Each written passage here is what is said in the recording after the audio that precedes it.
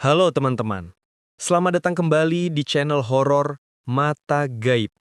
Tempatnya cerita-cerita misteri, mitos, dan kisah nyata yang bikin bulu kuduk berdiri.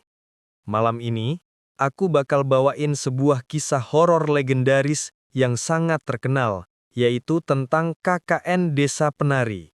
Tapi yang akan aku ceritain kali ini berbeda dari versi yang pernah kalian dengar. Karena katanya, inilah bagian gelap yang jarang sekali diungkap ke publik. Kisah nyata yang hanya berani diceritakan oleh beberapa orang saja, karena menyimpan rahasia besar tentang penari gaib di hutan. Penasaran kan bagaimana kisah lengkapnya? Yuk, siapkan nyali kalian, matikan lampu, pasang headset biar lebih terasa. Dan jangan skip videonya sampai habis, karena ceritanya bakal bikin kalian merinding seakan-akan kalian sendiri yang mengalaminya. Jadi, ceritanya begini.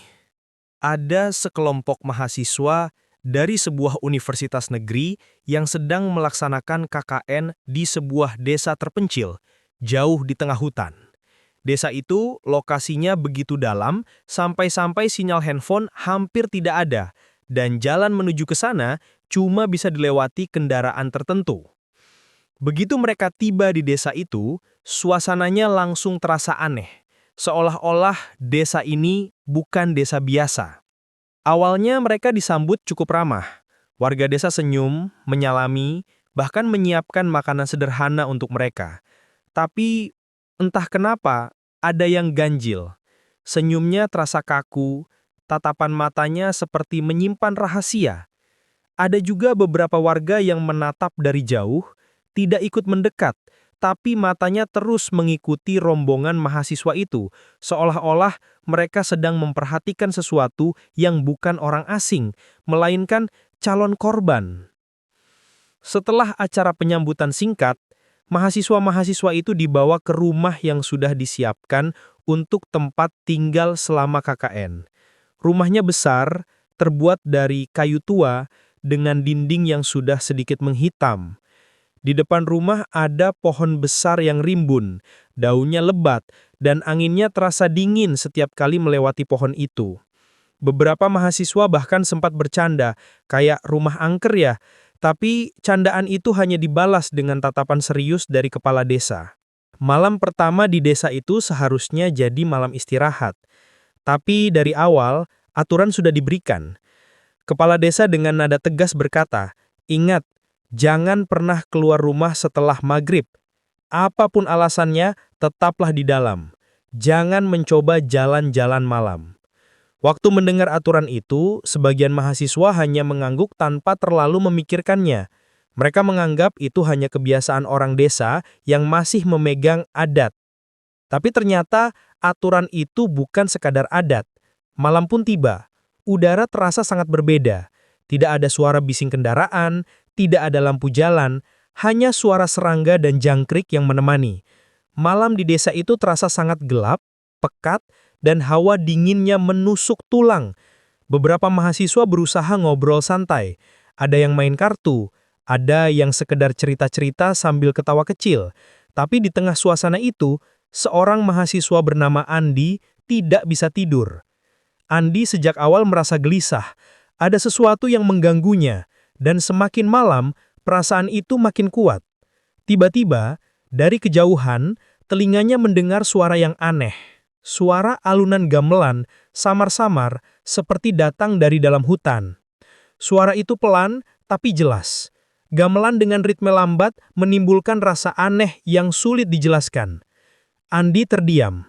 Dia berpikir, siapa yang main gamelan tengah malam begini, di hutan pula? Awalnya dia ragu, mungkin hanya halusinasinya, tapi semakin lama, suara itu makin jelas. Bunyi kendang, gong, dan suara-suara aneh seperti orang bersorak kecil ikut mengiringi. Padahal Andi ingat betul larangan warga desa tadi sore, jangan pernah keluar rumah setelah maghrib. Tapi rasa penasaran lebih kuat. Dia berdiri pelan-pelan, mendekati jendela yang menghadap ke arah hutan. Tangannya membuka sedikit tirai lusuh, dan di balik kaca buram itu, dia melihat sesuatu. Dari kejauhan ada cahaya redup seperti obor atau lampu Petromax. Cahayanya berkelip, bergerak pelan, dan di sekeliling cahaya itu Andi melihat bayangan-bayangan hitam. Mereka bergerak, melompat, berputar, seolah-olah sedang menari mengikuti irama gamelan. Tubuhnya tidak sepenuhnya jelas, tapi bayangan itu bergerak dengan gerakan yang tidak wajar. Terkadang tubuhnya terlalu panjang, terkadang terlalu bengkok, seperti tidak punya tulang.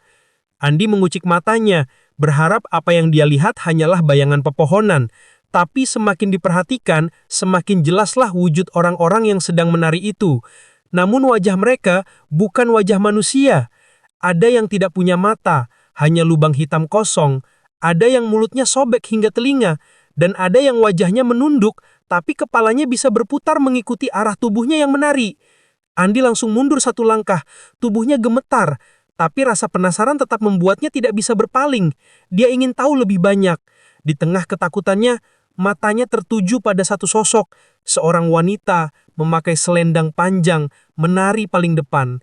Gerakannya anggun, lebih indah daripada yang lain.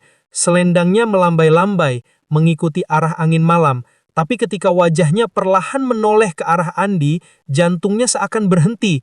Wajah itu pucat, matanya hitam tanpa bola mata, bibirnya tersenyum. Tapi senyum itu kaku, seolah dipaksakan. Andi buru-buru menutup tirai, napasnya tersengal-sengal. Keringat dingin mengalir di dahinya, meskipun udara malam sangat dingin. Dia duduk di lantai, mencoba menenangkan diri. Tapi suara gamelan itu semakin keras, seolah-olah mendekat ke rumah tempat dia menginap. Tidak lama kemudian, Andi mendengar suara langkah di luar rumah. Langkah itu pelan, tapi berat, seperti ada yang berputar-putar di halaman. Jantung Andi berdegup kencang, tubuhnya membeku.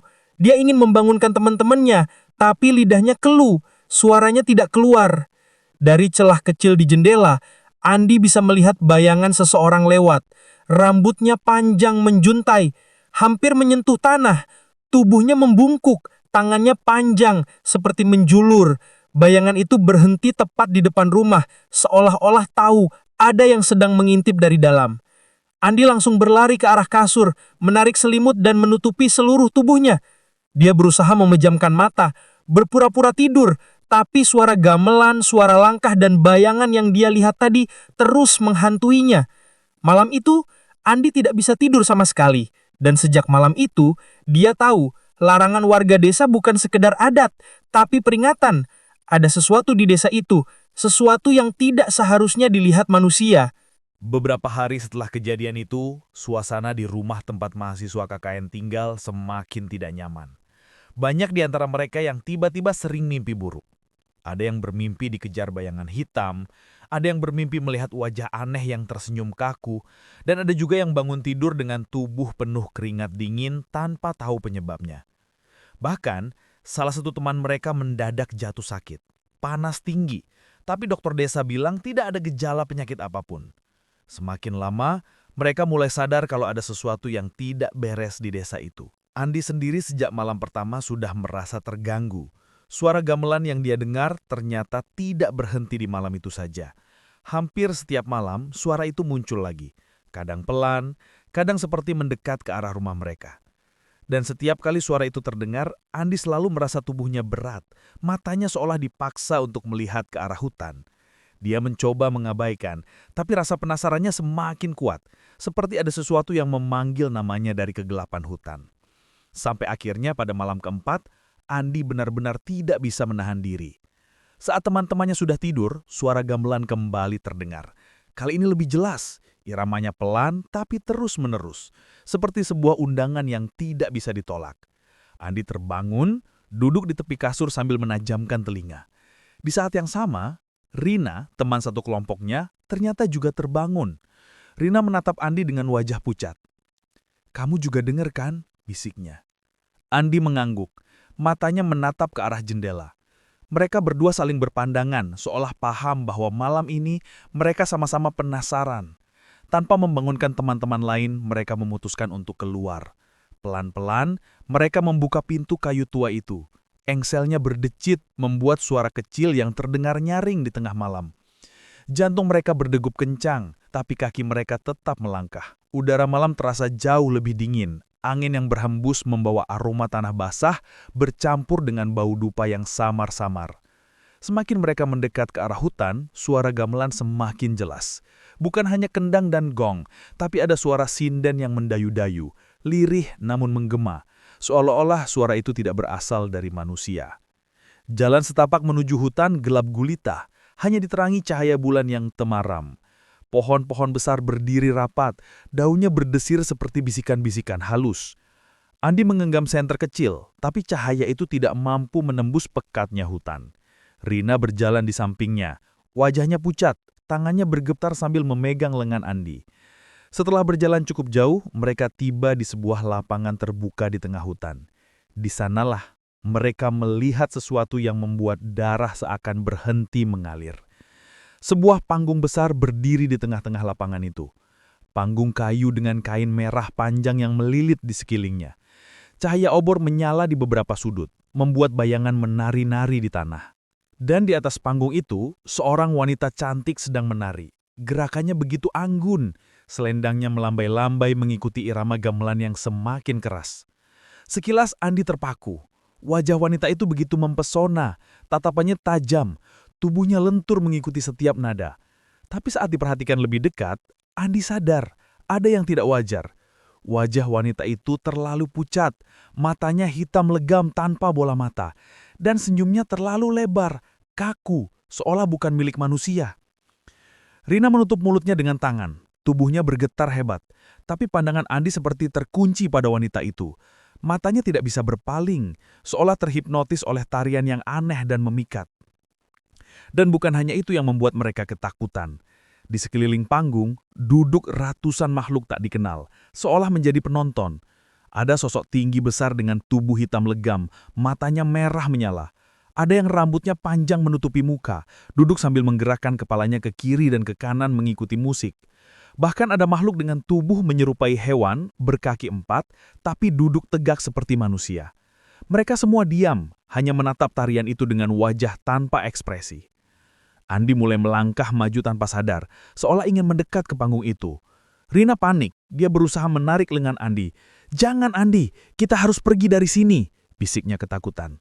Tapi Andi tidak mendengar, matanya kosong, wajahnya seperti tersenyum kecil, seolah seluruh kesadarannya ditarik oleh tarian wanita berselendang merah itu. Rina semakin panik, air matanya jatuh. Dia menarik lengan Andi dengan sekuat tenaga, tapi tubuh Andi terasa berat, seakan ada sesuatu yang menahannya. Dan tepat saat itu, terdengar suara berat dari belakang mereka. Suara yang dalam, menggelegar, seperti keluar dari mulut makhluk raksasa. "Jangan mengganggu tarian ini." Suara itu begitu dekat, tepat di telinga mereka. Rina langsung terdiam, tubuhnya kaku, nafasnya terhenti sesaat. Perlahan, dia menoleh ke belakang. Di balik pohon tampak sosok besar berdiri. Tubuhnya menjulang, matanya merah menyala, kulitnya gelap seperti arang, giginya besar dan runcing, bibirnya sobek hingga ke pipi. Makhluk itu menatap lurus ke arah mereka berdua. Rin hampir pingsan, tubuhnya lemas, tapi Andi tetap tidak sadar. Dia hanya terus menatap ke arah wanita penari di atas panggung. Rina tahu, kalau dia tidak melakukan sesuatu sekarang, Andi mungkin tidak akan pernah kembali. Dengan segenap tenaga, Rina menarik tubuh Andi sambil berlari, meskipun lututnya gemetar.